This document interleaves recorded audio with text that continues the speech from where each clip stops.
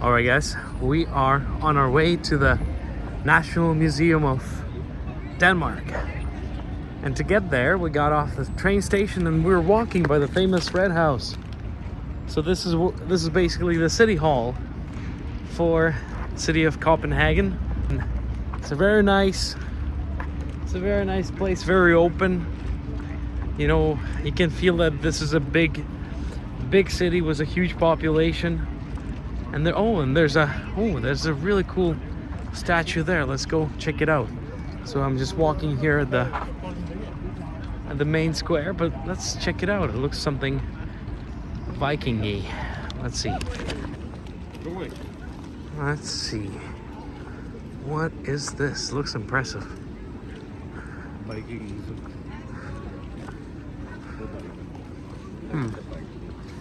This looks like two Vikings blowing a horn. Okay. Why? I think that's basically what it is. Oh man, you gotta watch out for these bikers here. Bicyclists are everywhere. Okay.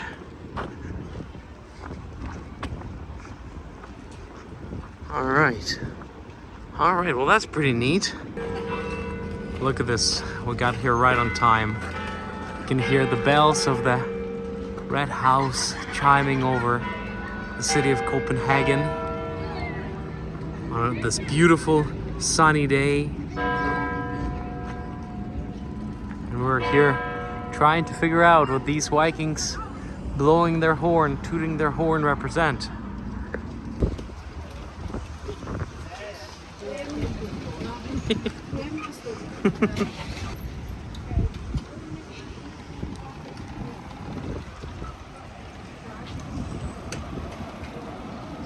Alright guys, so after a short walk, we have made it to the National Museum of Copenhagen.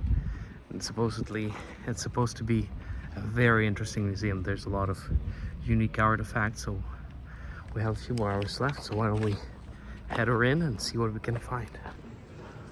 Well, look at this. This is just the inside the museum. I like it. It's an open concept.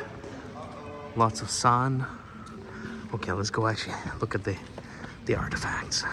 So the museum starts with the exhibition of Stone Age items. What you see here, for example, is antlers with which clubs were made about 14,000 years ago. Here's some other weaponry that was also used and produced in Denmark, ancient Denmark. You see there is sharp rocks that were used as axes. There's harpoons made out of various bones and whatnot.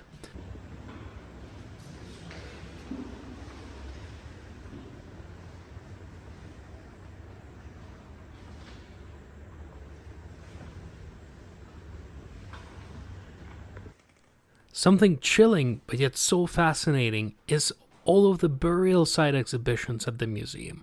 What we see here is actually what appears to be an adult buried together with a child. So it is hard to say what the story is there, but what it does is it humanizes history, because all of a sudden it is not just chapters in some book. What you see in front of you is somebody's grandfather. So when you see it, you draw connections and similarities between yourself and these ancient folks. Up next, we're going to see two very interesting burials. So these were actually done inside an oak. So an oak trunk would be emptied out and the person would be laid to rest there. And in this case, we can see it was a man, and you can actually see what items were on him. There was a little sword and a hat and some clothes that we still remain till this day that we can see right here. The other one is a lady that was buried in a similar oak grave. And this one is a little bit unsettling, because you can actually still see sort of the skin and the hair, the luscious hair that this lady had. And this dates all the way back to 14th century BC. So can you imagine 3,500 years old gravesite that we can see today? Wow.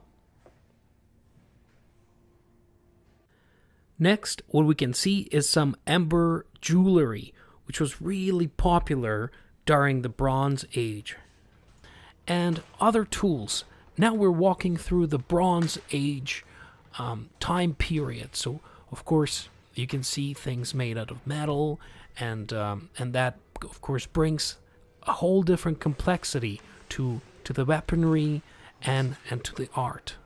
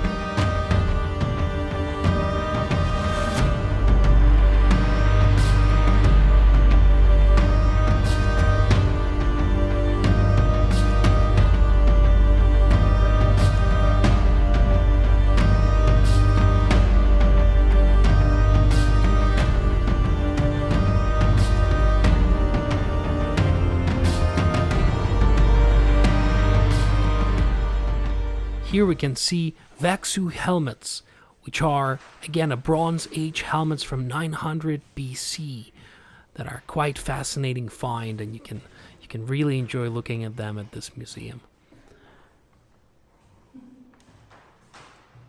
But of course, one of the most famous artifacts of this museum is the Sun Chariot, which is a religious symbol that was found in Denmark and is dated to be 3,500 years old. What you see is a horse that is dragging a sun behind it. So this is a magical horse that would carry the sun every day from east to west and then through the underworld and bring it up next morning. Another fascinating thing is a collection of Bronze Age lars, which are the wind instruments used by Vikings to summon warriors to battle. Next up, what we're going to see is the Bronze Age sacred symbols. These stones were found at the grave sites, and what they would mark and represent is sort of the divine protection. The handprints would be almost like a handprint of a god saying that I am here. Okay guys, so we are inside Copenhagen History Museum, and I really wanted to show you this room. This is quite incredible. Check this out.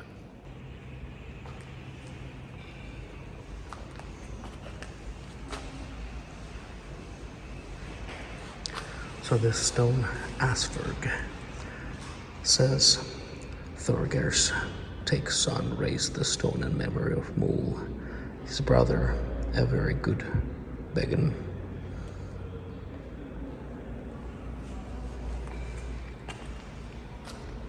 Here's another beautiful stone from about 1000 AD. And this one says, Thor raised the stone in memory of Gunnar, his father. Here's another one, Tarnborg. And this one says, God, take care of the soul of Brett. He made the stones, Edwin or Gedwin. Here's yet another one. Most of these are, well, all of these are written in younger Futhark, runic language. And this one says, Ragnhild, Ulf's sister, placed the stone and made this mound and the ship in memory of her husband, Gunnulf, a glamorous man. Few will be born better than him.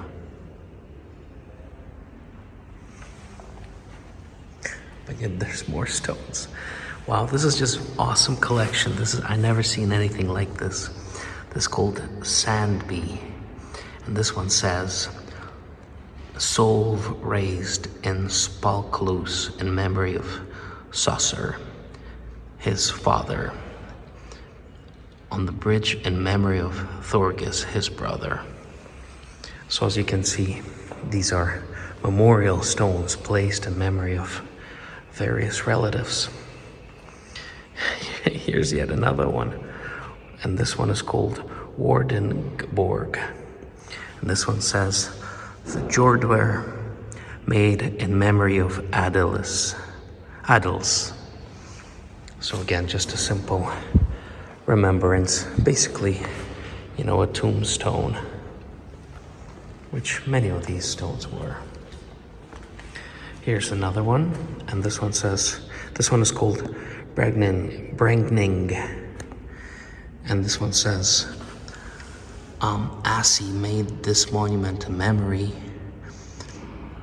of Toki, her and Toki's Haklagson's son. Look at the beautiful, beautiful scripture. So, you know, originally this is what they would have looked like. You would have had runes carved out in the rock and then painted in a bright, usually red color, so they would be visible from afar.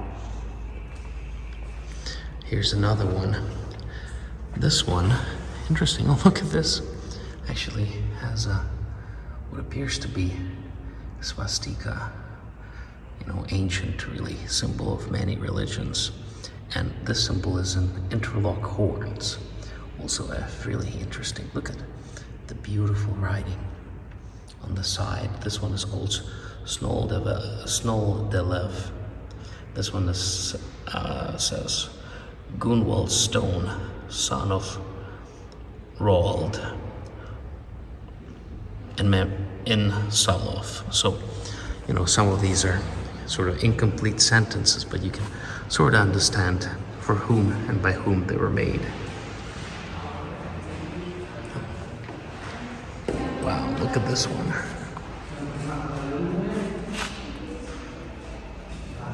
This one is called Yega. And this one says Alkil and his sons raised the stone in the memory of Man, their kingsman, who was land steward of the Kettle in the Norwegian.